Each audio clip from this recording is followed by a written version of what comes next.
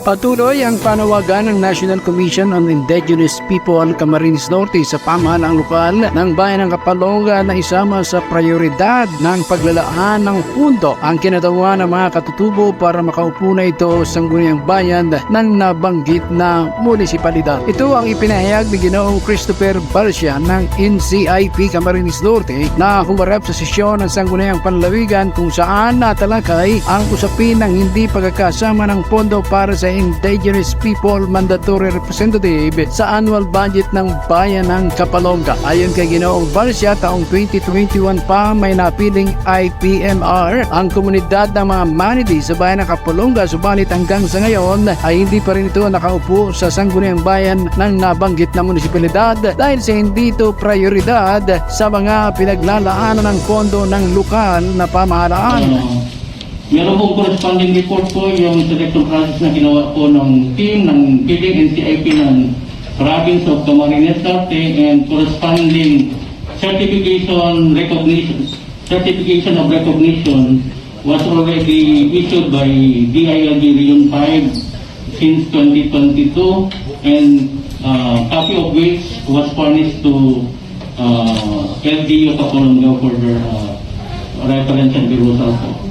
Naniniwala ang taga-NCIP na usapin ng prioritization ang dahilan kung bakit hanggang sa ngayon ay wala pa ring IPMR sa sangguniang bayan ng Kapalonga sa kabila ng patuloy at paulit-ulit na pakiusap ng kanilang tanggapan na lagyan na ng pondo ang kinatawa ng mga katutubo sa nabanggit na bayan. Ipinatawag naman ng abogado ng NCIP na si Atty. Cara Villamor, mandatory sa ilalim ng Republic Act 8371 o Indigenous People Rights Act of 1997 at iba pang kaugnay na batas ang pagkakaroon ng mga kinatawa ng mga katutubo sa mga sanggunian ng mga barangay, bayan at lalawigan na mayroong deklaradong ancestral domain o pamayanan ng mga katutubo. Ayon pa sa abogado ng NCIP, malinaw na paglabag sa saligang batas o maituturing na gross violation of Constitution ang hindi pagkakaroon ng representasyon ng mga katutubo sa mga sanggunian ng mga lokal na government units. Certain rights that are located under the Common Act 1971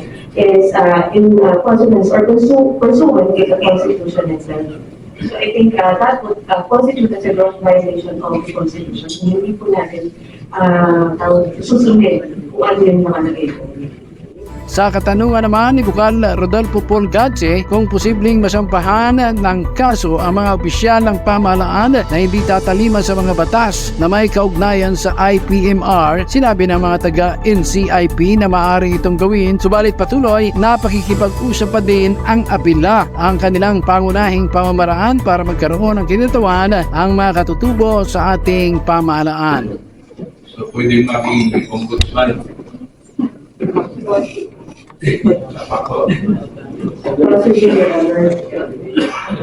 Samantala, hindi naman sumipot ang mga inimbitaang opisyal ng Kapalonga sa pangunan ng kanilang alkalde na si Mayor Luz Ricasio Salib ay nagpadala lamang ito ng sulat nagsasabing pipilitin nila na malagyan ng plantilla position ang IPMR para makaupo na ito sa sangguniang bayan ng Kapalonga. Hindi naman sang-ayon ang mga bukal sa paliwanag na ito ni Mayor Ricasio at pusigido pa din ang ISP na ipatawag ang mga opisyal ng Kapalonga para magbigay ng linaw hinggil sa naturang usapin. Para sa totoo, Balitang Camarines Norte, Ricky Vera, BCN, Bicol.